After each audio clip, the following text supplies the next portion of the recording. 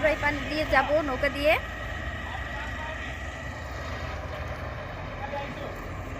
নিচ থেকে দেখতে ভালো লাগতেছে, নৌকায় উঠলে হয়তো বা আরো ভালো লাগবে। কালাখালের অপূর্ব নান্দনিক বিষয়টা হলো এর সবুজ পানি। পানিটা দেখা যায়। হুম,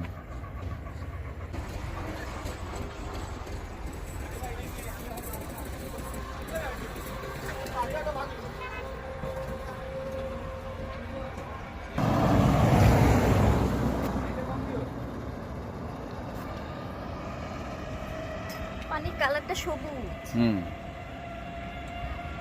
চলো চলো আমরা যাও। কালাখালে। ওই দেখো আমার দুই কন্যা এই bridge